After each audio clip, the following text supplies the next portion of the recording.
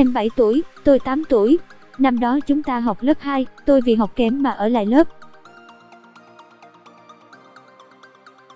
Nhưng chưa bao giờ tôi hối hận hay xấu hổ vì điều đó. Bởi nhờ thế mà tôi mới gặp được em. Em nhỏ hơn tôi 1 tuổi nhưng chẳng bao giờ chịu gọi tôi bằng anh, cứ cậu cậu tớ tớ. Năm đó em là cô gái có mái tóc giống y chang đám con trai, nhìn em chẳng khác gì mấy thằng con trai quậy phá. Nhưng không sao với tôi, em như thế rất dễ thương. Em nói rất nhiều, dường như ngày nào ngồi danh em cũng nghe thấy em kể lể những câu chuyện diễn ra quanh em hàng ngày. Tôi vẫn hay ngồi nhìn em kể, để rồi thấy em cười khoe ra hàm răng FUN. Em 8 tuổi, tôi 9 tuổi.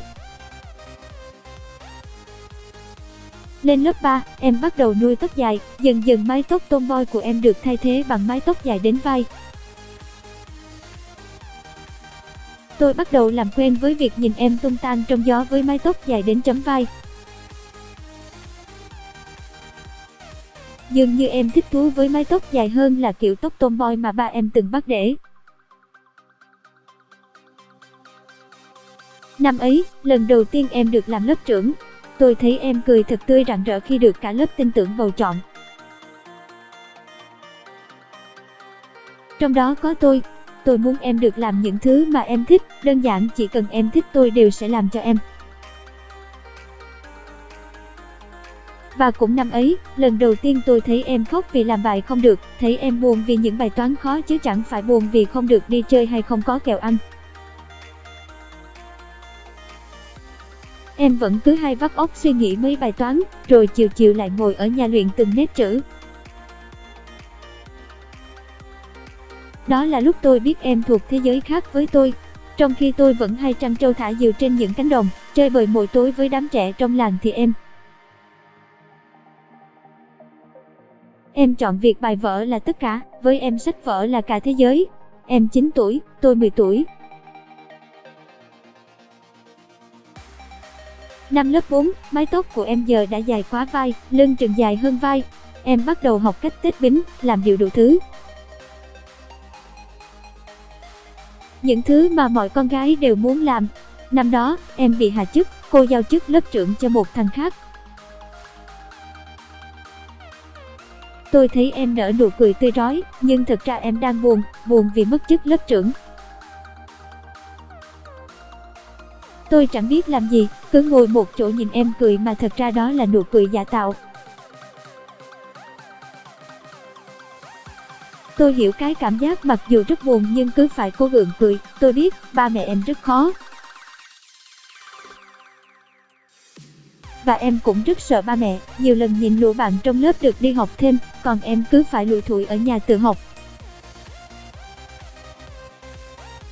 Em có lẽ tủi thân lắm, nhưng cứ phải tỏ ra vui vẻ hòa đồng, nhìn em vậy mà tôi buồn lắm.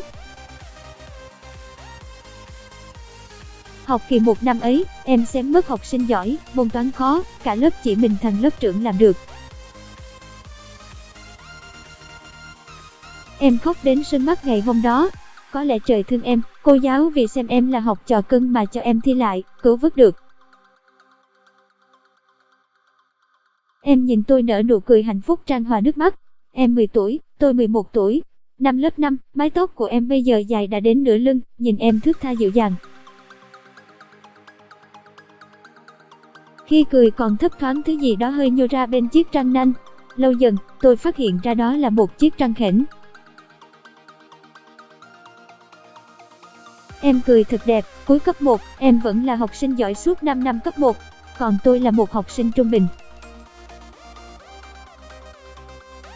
Em đi thi học sinh giỏi ở huyện đạt giải, còn tôi ở trường muốn lên lớp cũng khó. Em xinh đẹp dễ thương, còn tôi, bình thường, chẳng có chút thứ gì để có thể xứng với em. Và hơn hết, em xem tôi là bạn, một thằng bạn cùng lớp, chứ không phải kẻ giỏi theo em. Nhìn em thay đổi suốt bao năm, em 11 tuổi, tôi 12 tuổi. Đầu năm lớp 6, lớp 5 hồi cấp 1 được xáo trộn lại để chia lớp. Giây phút nghe thầy đọc em vào lớp A mà tim tôi như ngừng đập. đọc đến tận tên đứa thứ 40 vẫn chẳng nghe thấy tên tôi. Nhìn em tươi cười hớn hở với lũ bạn mới ở lớp A mà tôi thoáng buồn. Vậy là suốt mấy năm cấp 2 tôi sẽ chẳng còn ở trong lớp với em, chẳng được ngồi ngắm em hàng tiết trong lớp, được lén lút dõi theo em hàng ngày. Suốt năm học đó, tôi vẫn hay ngồi thẫn thờ trong lớp, đưa mắt ra ngoài sân trường như tìm kiếm bóng hình em trong lớp. Tôi nhớ những tháng năm bên em thời cấp 1, có lẽ chỉ mình tôi nhớ, còn em chắc không đâu. Em có lẽ là một cô bé xuất sắc, mới lên cấp 2 em đã trở thành một ngôi sao mới của thầy cô, bắt đầu trở thành học trò cưng của các thầy cô trong trường. Còn tôi càng lúc càng be bét, trên sổ đầu bài chẳng bao giờ thiếu tên tôi. Đầu tuần trào cờ lại vẫn hay cứ bị thầy cô bắt đứng lên trước toàn trường. Những lúc như vẫn tôi chỉ biết cúi đầu xấu hổ, sợ ngước lên sẽ đụng phải ánh mắt của em. Tôi sợ em sẽ nhìn tôi. Em 12 tuổi, tôi 13 tuổi. Năm lớp 7, nhà trường sắp xếp lại số học sinh cũng như thứ tự lớp. Tôi may mắn được xếp vào học chung với em. Cái giây phút thầy đọc tên tôi vào lớp em, tên tôi như vỡ òa, hạnh phúc, vui mừng lo sợ tất cả cảm xúc như dồn nén vào giây phút đó. Tôi đưa ánh mắt tìm kiếm hình bóng em vẫn cười, nụ cười có chiếc răng khểnh thật dễ thương. Mái tóc ngắn năm nào giờ đã dài quá lưng. Học kỳ 1 năm đó, dường như có em là sức mạnh để tôi học tập. Tôi thôi không có mặt trên sổ đầu bài nữa, thôi bị nêu tên trước cột cờ. Thay vào đó là những lời khen của thầy cô, em bắt đầu thay đổi ánh nhìn từ tôi. Em hay khen tôi có tiến bộ, có ý chí. Những điều như vậy làm tôi vui lắm, nó như động lực để thúc đẩy tôi cố gắng tiến đến gần em hơn. Em 13 tuổi, tôi 14 tuổi. Tôi vẫn được học cùng em, vẫn bên em và dõi theo em. Em vẫn thế, chỉ có điều ngày càng xinh xắn hơn và nhiều người thích thầm em hơn. Tôi biết điều đó, bởi tôi cũng là một trong những đứa thích thầm em. Nhưng chẳng hiểu sao ở đâu đã tiếp cho tôi hai chữ động lực. Tôi quyết định cho em biết điều đó. Tôi chẳng dám nói thẳng với em, cũng chẳng dám nhắn tin, chỉ dám nhờ đứa bạn thân của em. Nhờ nó đánh tiếng cho em hiểu. Nhưng có lẽ em không hiểu, hay có lẽ em đã có người khác. Em thẳng thừng trước mặt tôi, nói rằng em không thích tôi. Thì không thích tôi, nhưng em có cần phải trước mặt tôi nói như vậy. Mặc dù chẳng nói trực tiếp, nhưng như vậy là quá đủ. Em biết tôi có mặt ở đó, thế mà vẫn thẳng thừng nói ra. Em có quá độc ác không? Từ đó, em chẳng thèm nhìn mặt tôi, hễ cứ thấy tôi là em né tránh, coi tôi như thứ ghê tởm mà tránh xa, thậm chí đến làm bạn em cũng chẳng muốn. Tôi biết, tôi so với người em thích có lẽ không bằng một gốc. Tết năm đó, nhờ cả lớp rủ nhau đi chơi và tôi có cơ hội làm lành với em. Em vì lớp mà coi như xá tội cho tôi. Xem tôi vẫn là bạn, xem như chẳng có chuyện gì xảy ra, điều đó làm tôi vui lắm. Tết năm đó, tôi cũng biết người mà em thích là ai, nhờ đi chơi với lớp, nhìn lúc em và nó cầm tay nhau đi chơi, lúc hai đứa ngồi sát bên nhau, tặng cho nhau những bông hoa tôi mới biết. Ai cũng bảo em với nó đẹp đôi, trai tài gái sắc. Tôi biết, nó là lớp phó lao động, em là lớp trưởng, cả hai quyền cao chức trọng, học giỏi. Nó lại thuộc loại cao to đẹp trai trắng trẻo. Tôi thấp hơn cả em, lại đen, không có chút nhan sắc, làm sao sánh với em. Mặc dù mọi thứ rõ rành rành, nhưng chẳng hiểu sao em lại một mực phủ nhận, bảo rằng em với nó chỉ là bạn. Thì bạn, có lẽ em nói thế để thầy cô không biết, bạn bè không trọc, nhưng em làm sao giấu được rằng em rất thích nó. Em 14 tuổi, tôi 15 tuổi. Cuối năm lớp 9, em học giỏi được đi bồi dưỡng học sinh giỏi ở tỉnh. Tôi nghe lũ bạn bảo em muốn thi chuyên mà sợ mẹ không lo đủ nên đành gạt ước mong đó đi. Năm đấy là những năm tháng mà tôi quý trọng từng giờ từng phút ở bên cạnh em nhất. Tranh thủ từng giây để ngắm em. Vì lên cấp 3 rồi tôi có muốn thế nào cũng chẳng thể học cùng lớp với em được nữa. Em học giỏi được đi thi tỉnh, việc em hiển nhiên ngồi trong lớp chọn là chuyện không hề khó khăn. Còn tôi, chỉ có thể ngắm em từ xa mà thôi. Năm đó, những kỷ niệm cuối cấp đầy ắp tiếng cười và nỗi buồn. Năm đó, chúng tôi quý trọng nhau từng phút giây, đoàn kết với nhau và âm thầm theo dõi nhau. À không, chỉ mình tôi ngu ngốc theo dõi em thôi, em đâu biết đến sự tồn tại của tôi. Ngày tổng kết, em đại diện cả khối lên phát biểu cảm tưởng. Giọng em nghẹn trực khóc, tôi ngồi dưới mà xót xa nhìn em. Chẳng dám ngẩng đầu lên để nhìn em, chỉ sợ thấy em khóc mà không kìm được lòng. Hôm đó em đề nghị ôm tất cả bạn bè trong lớp. Em có biết tôi và những đứa thích em hạnh phúc đến nhường nào không? Cảm giác được em ôm có mơ tôi cũng chưa bao giờ dám nghĩ tới. Tôi không xứng, nhưng rồi tôi hiểu, là do em lấy cớ để có thể được ôm cờ rác của em. Em dừng lại ôm nó thật lâu, nó cũng thế chẳng nỡ để em rời xa. Hai người thật đẹp đôi. Em 15 tuổi, tôi 16 tuổi. Lớp 10, khoảng thời gian đầy bỡ ngỡ, trường mới lớp mới bạn bè mới. Và hơn hết là phải tập không có em. Giờ ra chơi em vẫn thường chạy sang lớp tôi chơi với bạn thân của em. Những lúc như thế tôi luôn tranh thủ từng giây một để ngắm em. Lớp 10, lần đầu tiên tôi nghe tin em có bồ. Hôm ấy sinh nhật của đứa bạn thân em, hắn cũng được mời. Chỉ cần nhìn cái cách hai đứa nó nhìn em tôi cũng biết chúng rất thích em. Cũng phải, người như em ai mà không thích cho được. Hai thằng ngồi ngại ngùng nhìn nhau rồi cứ chốc lại nhìn em. Em bực bội gắp cho từng đứa ăn.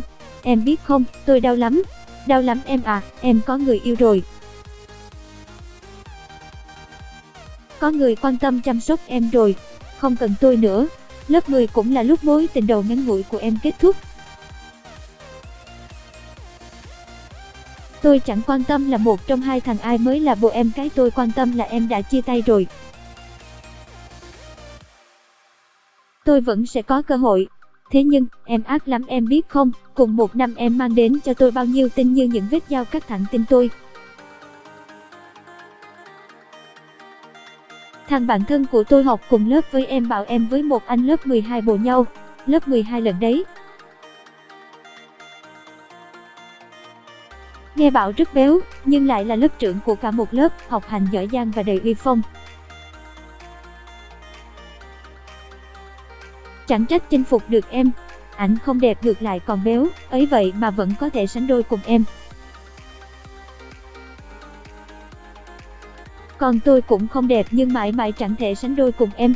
Em 16 tuổi, tôi 17 tuổi. Em vẫn thế, vẫn xinh xắn học giỏi, vẫn luôn là trung tâm, và vẫn bồ cái anh đó năm nào. Em biết không, tôi đã từng ảo tưởng đợi anh đó ra trường rồi em với anh đấy rồi sẽ chia tay vì xa mặt cách lòng. Nhưng tôi lầm rồi, có lẽ tôi ích kỷ quá phải không em, suốt ngày chỉ mong em chia tay để em đau khổ rồi tôi sẽ luôn xuất hiện để an ủi em. Em học giỏi thật, lúc nào cũng vinh dự đứng trên bục nhận phần thưởng được tán dương trước cờ. Còn tôi chật vật để lên lớp, để em đừng nhìn tôi với ánh mắt khinh khi. Tôi sợ lắm. Em 17 tuổi, tôi 18 tuổi, hết hè là tôi sẽ 19 còn em sẽ là 18 tuổi, nhanh thật 3 năm cấp 3 trôi qua như một cái nháy mắt. Mới thời nào còn bỡ ngỡ nơi sân trường nay lại phải xa nó rồi. và lại phải xa em. Những ngày cuối đi học tôi chẳng còn thấy em chạy tung tăng khắp nơi như trước mà ngồi đâm đầu trước từng chồng sách vở. Ngày đêm miệt mài nơi bàn học, tôi khác, những ngày cuối cùng tôi chẳng dành để ôn thi mà để ngắm em. Ngắm nụ cười của em rồi sẽ thi vào một trường thật tốt, sẽ rời xa nơi này và rời xa tôi. À mà có bao giờ em ở bên tôi đâu nhỉ? Ngày tổng kết, lần cuối tôi thấy em sau những tháng ngày thi cử tiết mồ hôi. Em gầy đi quá, nhưng nụ cười vẫn luôn tươi như thế. Tạm biệt em nhé, xin lỗi vì trước giờ chưa làm được gì cho em. Em 25 tuổi, tôi 26 tuổi. Mấy năm rồi chẳng gặp em nhỉ, nghe bảo em đi du học, rồi về nước lấy chồng. Ngày cưới em tôi cũng được mời. Bao nhiêu năm không gặp em vẫn đẹp như thế. Nụ cười lúc nào cũng thật tươi. Em mặc bộ váy cưới đấy thật hợp với em. Nhìn em như nàng công chúa lộng lẫy. Chỉ tiếc hoàng tử của em không phải tôi. Bao nhiêu năm không gặp, em có khỏe không? Người em lấy làm chồng liệu có thương em không? Em hạnh phúc không? Không có tôi dõi theo em có sao không? Tôi vô dụng thật. Chỉ có thể ngồi ở dưới nhìn em tay trong tay với một người đàn ông khác. Tôi ngu ngốc thật, suốt bao năm tháng đã để phí. Suốt thanh xuân chỉ biết dõi theo em mà không chịu dành hết sức theo đuổi em. Tôi biết khi em ngoảnh lại sẽ chẳng bao giờ nhìn thấy tôi đằng sau lưng em vì trong mắt em chưa bao giờ có tôi. Tôi nhớ những mảnh ngôn tình mà em thường cho tôi đọc. Một nam chính theo đuổi dõi theo âm thầm bên cạnh nữ chính rồi cũng có ngày nữ chính nhận ra tình cảm của cậu. Nhưng biết sao được, tôi không phải là nam chính của cuộc đời em. Tôi cũng chẳng là nam chính trong bất kỳ thứ gì liên quan đến em. Thanh xuân của tôi là em, là những nụ cười tỏa nắng, những mái tóc thướt tha trong gió. Là cả một bầu trời hối tiếc vì không can đảm để theo đuổi em. Có những thứ ngay từ đầu đã không nói, thì đến cuối cùng cũng đừng bao giờ nói ra theo em.